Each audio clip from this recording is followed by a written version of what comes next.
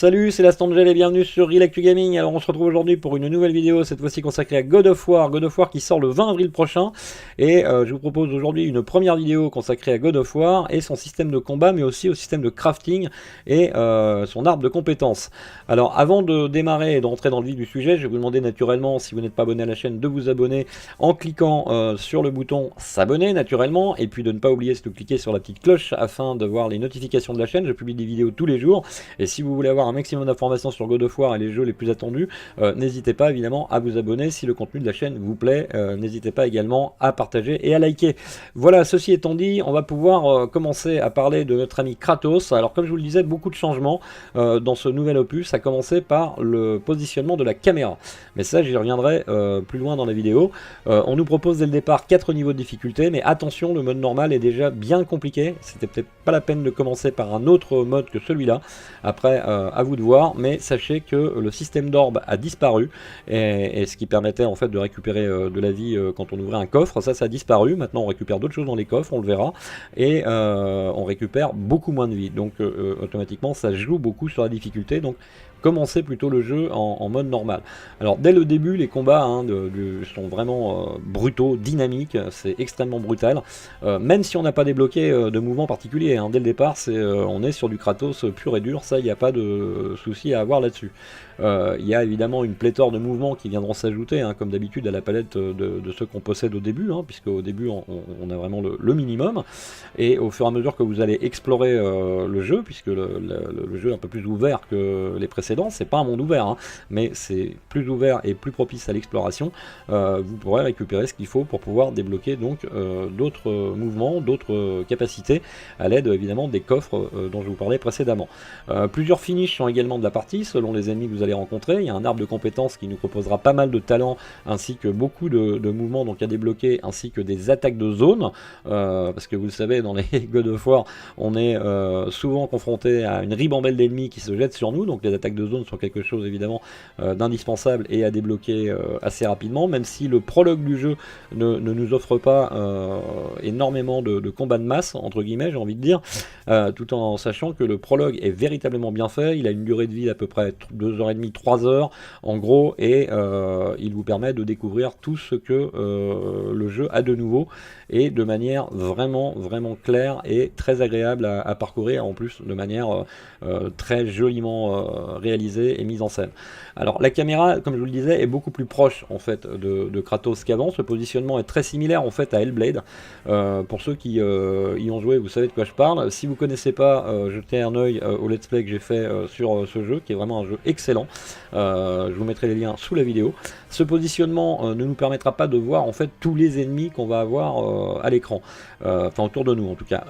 C'est peut-être déstabilisant pour certains, mais rassurez-vous, évidemment, les développeurs ont prévu un système afin qu'on puisse être informé de chaque menace, même si la menace en question, on ne la voit pas. Alors, on aura pour ça des petits indicateurs qui vont un petit peu à la manière de ce que vous pouvez voir dans Far Cry ou autre. C'est un petit indicateur qui vous dit que vous êtes détecté par un ennemi. Là, en l'occurrence, c'est un peu plus petit, un peu plus discret, et il y a un système de couleurs en fait. Vous avez un indicateur blanc avec une petite flèche pointée vers l'ennemi qui vous menace. Alors s'il est blanc, c'est que il y a un ennemi proche en fait qui se dirige vers vous, mais qui n'est pas particulièrement menaçant. Un indicateur rouge, lui, vous indiquera un ennemi qui est en train de lancer une attaque sur vous, donc vous allez avoir le temps de contrer, de faire une roulade ou d'esquiver, enfin de faire ce que vous voulez. Et vous allez avoir aussi un indicateur mauve qui sera là, lui, pour vous indiquer qu'un projectile a été lancé sur vous. Alors ça peut être n'importe quoi, ça peut être une lance, une flèche, des pierres, enfin que sais-je encore. Mais vous aurez également, au-delà de ces indicateurs de couleur, la voix de Atreus qui viendra vous crier des informations en fait sur la menace qui est la plus imminente et la plus dangereuse à un instant T. En fait, exactement comme dans Hellblade finalement, puisque dans Hellblade, Senua entendait des voix qui lui disaient attention derrière, attention à droite, etc. Alors là, c'est pas exactement les mêmes dialogues, bien entendu, mais c'est le même concept, le même principe. Kratos de base bénéficiera évidemment d'une attaque lourde avec R2, une attaque légère avec R1, il pourra évidemment bloquer avec L1, il pourra également esquiver avec le stick gauche et la touche X, donc vous orientez avec le stick gauche l'endroit où vous l'esquivez et vous appuyez sur X pour faire l'esquive du côté désiré. Le recentrage de la vue, lui, s'effectuera avec triangle. Ça sera important dans cet épisode parce que pour avoir joué à Hellblade, je peux vous dire que le recentrage de vue, vu le positionnement de caméra, est quelque chose qu'on va avoir à utiliser assez fréquemment. Alors, le fin du fin, Kratos pourra ordonner à Atreus, donc à son fils, de décocher une flèche sur un ennemi. Alors, avec la touche carré, ça, vous pourrez faire ça. Alors, Atreus a 3 flèches en fait dans son en stock, dans son carquois, mais rassurez-vous, elles se remplissent automatiquement. En fait, elles reviennent automatiquement ces flèches dans son carquois. C'est pas génial, mais voilà, c'est comme ça que les développeurs ont souhaité utiliser Atreus. Alors face aux ennemis imposants, il est fortement conseillé d'utiliser très rapidement et 2 fois la touche X pour effectuer une roulade et esquiver leurs attaques, sans oublier évidemment un dash qui sera très utile dès que vous aurez pu le débloquer dans l'arbre de compétences, parce que le dash ne sera pas disponible d'entrée de jeu. J'ai gardé le plus fun et le plus utile pour la fin, le lancer de hache qui permet de bloquer ou de faire tomber des ennemis. Alors attention, vous ne pourrez pas faire tomber tous les ennemis, il n'y a que certains ennemis que vous pourrez faire tomber ou les stunner, à moins que vous préfériez y aller carrément au point, comme on pouvait le faire à l'ancienne dans les anciens volets. Alors le contre est également très efficace contre les ennemis, plus ils sont à un niveau élevé, plus le contre sera très utile. Alors il est à apprivoiser assez facile ce contre, même s'il faut un petit temps d'adaptation, mais pour les combats un petit peu plus hard, le contre sera quand même quelque chose à privilégier. Vous pourrez également pousser des ennemis dans le vide, comme on pouvait le faire évidemment dans les opus précédents, ça c'est une option également à ne pas négliger. Alors certains ennemis en revanche, eux, devront être affrontés en binôme, d'où l'intérêt d'avoir Atreus avec nous, puisque par exemple, vous avez des ennemis qui, lorsque vous allez être face à eux, ils seront intouchables, vous allez vouloir le frapper et il va disparaître. Alors bon bah là c'est un des ennemis qui est disponible, qu'on a pu voir pour l'instant dans le bestiaire, mais il y en aura d'autres naturellement. Donc il faudra à ce moment-là demander de l'aide à Atreus, qui décochera une flèche donc à cet ennemi qui a la fâcheuse tendance de disparaître devant vous au moment où vous voulez le frapper. Ça va le stunner, il n'aura pas la capacité de disparaître, et là à ce moment-là, ce sera à vous de l'enchaîner et de évidemment le massacrer et lui mettre un maximum de coups et d'essayer de le finir, ou alors répéter l'opération.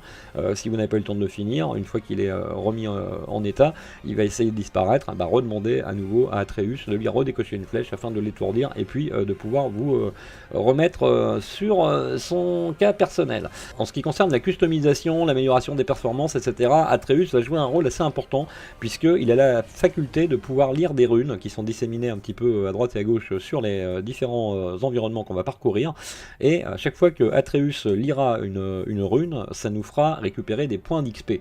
Alors c'est ces points d'XP en fait qui nous permettront de débloquer des compétences à l'avenir quand on ira voir un forgeron. Pour améliorer nos armes, donc comme je vous le disais, un forgeron sera nécessaire. Alors grâce aux matériaux qu'on aura récupérés dans les coffres, alors d'où l'intérêt de pas trop rusher le jeu et puis d'explorer un petit peu les différents environnements pour trouver les coffres, les ressources, les runes, etc.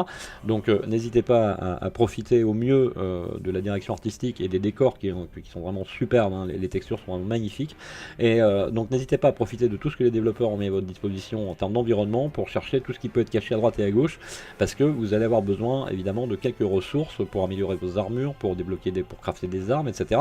Et puis les points d'XP, eux, comme je vous le disais, serviront à débloquer également des mouvements.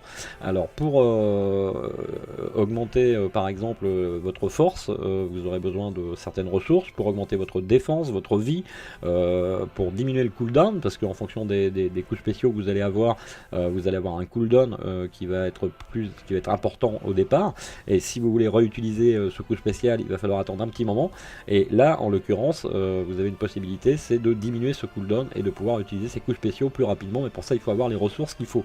Vous allez pouvoir également augmenter votre chance, alors ça vous permettra évidemment de trouver plus de runes, de trouver plus de choses, et c'est également ici que vous pourrez, comme je vous le disais tout à l'heure, chez le forgeron, que vous pourrez grâce aux XP gagner avec les runes récupérées par Atreus, débloquer donc de nouveaux mouvements qui sont quand même assez nombreux.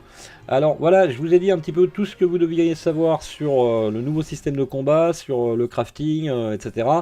Sachant que vous allez pouvoir évidemment, j'ai oublié de vous le souligner, crafter des pièces d'armure, mais également des armes, et donc n'oubliez pas évidemment, comme je vous le disais, je le répète, parce que je sais qu'il y en a beaucoup qui commencent un jeu et qui ont envie de le finir avant qu'il soit commencé, mais là sur celui-ci, évitez, essayez de récupérer un petit peu ce qu'il vous faut pour pouvoir améliorer votre personnage, parce que plus vous allez avancer dans le jeu, plus évidemment ça va être difficile, et si vous n'êtes pas prêt, à un moment donné vous risquez d'être bloqué, et on ne sait pas encore si on pourra revenir dans les endroits visités, donc essayez avant de quitter un endroit d'avoir dépouillé cet endroit complètement de tout ce qu'il renferme, et voilà. Donc je vous souhaite une excellente fin de journée, je vous dis comme d'habitude, prenez soin de vous des gens qui vous aiment, j'espère que cette vidéo vous a plu et que vous avez appris pas mal de choses sur le prochain God of War. De toute façon, comme je vous l'avais déjà dit, on va le streamer dès la sortie du jeu, donc dès le 20 avril au soir, et je consacrerai évidemment d'autres vidéos qui seront elles dédiées à d'autres sujets. Là aujourd'hui c'était le nouveau système de combat, la caméra, le crafting, etc. Et puis dans une autre vidéo on abordera tout ce qui est un petit peu histoire, direction artistique, etc. Voilà, donc je vous dis à très vite pour d'autres vidéos. N'oubliez pas de partager, liker, c'est très important pour l'avancement sur YouTube, et je vous dis à très vite pour d'autres vidéos. Bye.